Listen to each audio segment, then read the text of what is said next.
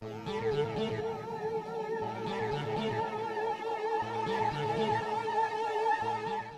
my name's Sean Beasley, and I'd like to show you the new Safari in Mac OSX Mountain Lion.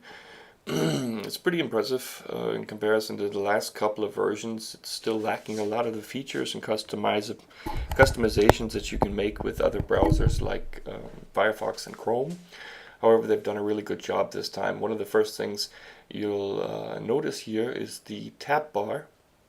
The tab bar spans the entire width of the browser window. So if I go here and click a new tab, and then go to CNN.com, for example, and you'll see I don't have two small tabs as I may have had in the past, but the entire width of the browser will be used. Now I find this interesting, just alone because when I close a tab, then I always have the next tab ready to close here. So that's an interesting sight. I'm going to go ahead and reopen my last closed window. Well, they don't have the reopen the last closed tab feature, which is kind of disappointing. But if I use Apple Z then or Command Z, then I can open up the last closed tab, so that's good. What you also will notice here when I load the next page, I'll go here to World, is you'll see that the load status is here in the URL. They've got rid of the search feature completely, so this acts just like Firefox would at this point. If I look for cheap MacBooks,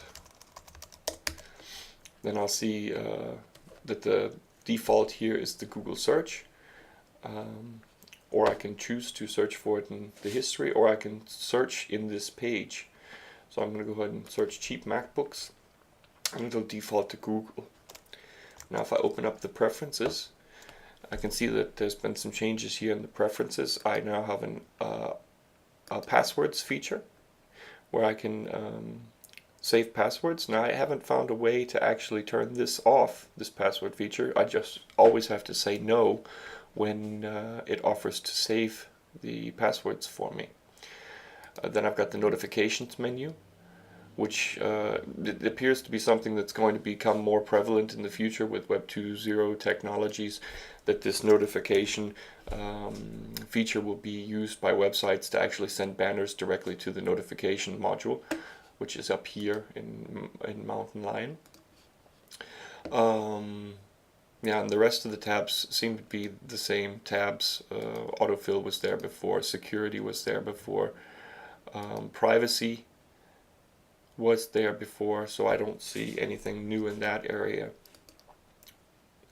The reader has been moved up here. It's got the same feature as it did in other versions. So if I were to go to a web page that had a document that was reader compatible, and I wanted to look at all the document without all of the hype, then I can click on this reader button, and it'll trim down the article and allow me to do things like print it directly or send it per email.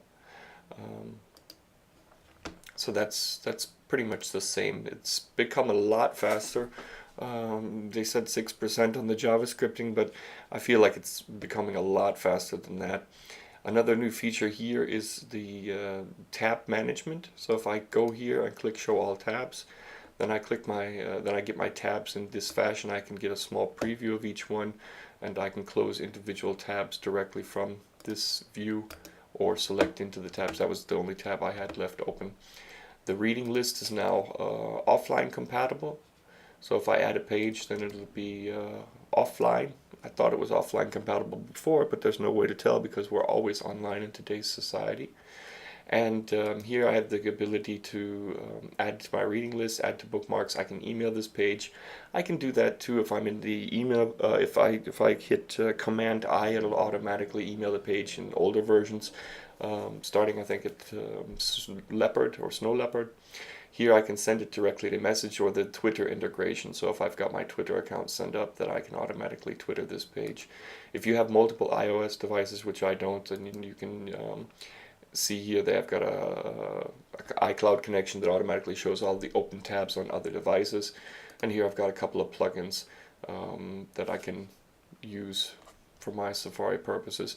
I like this one. This one's Lazarus. It's a form data recovery tool, so maybe you might want to think about looking at that one as well.